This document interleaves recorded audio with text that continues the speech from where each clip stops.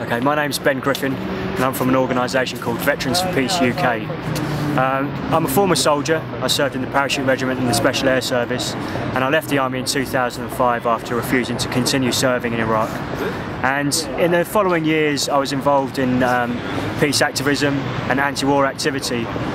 And earlier this year in 2011 I met some inspiring guys from an organisation called Veterans for Peace, which has been going for about 25 years in the United States.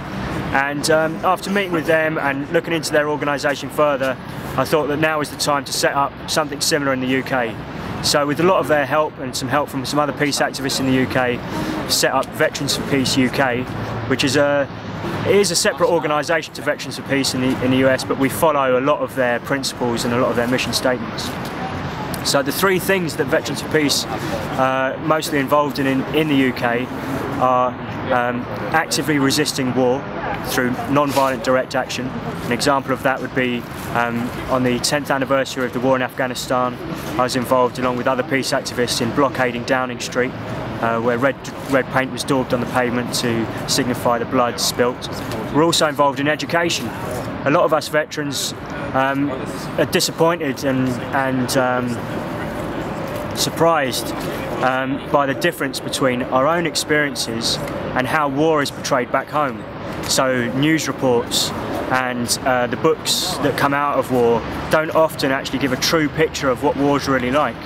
And I think especially for the younger generation, groups of young people who might be thinking about joining the army or might be thinking about what war is like, I think it's important, and the organisation puts a lot of time into going into schools and trying to put across a different picture about what being in a war is like and what the reality of war is like, so that to try and counter things like Call of Duty Modern Warfare and all the other video games that portray it as some sort of, portray war as some sort of game where there's no actual repercussions for any of your actions.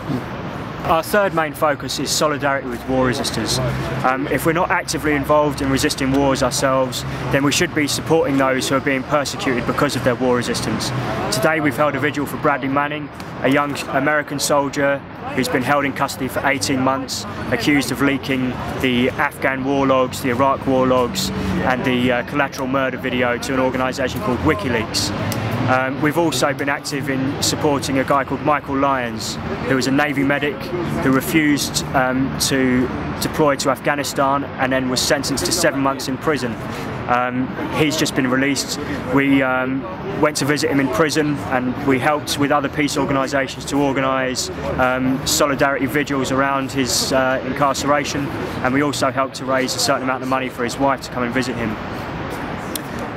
So they're the three main focuses of Veterans for Peace: war resistance, education and solidarity with other war resistors.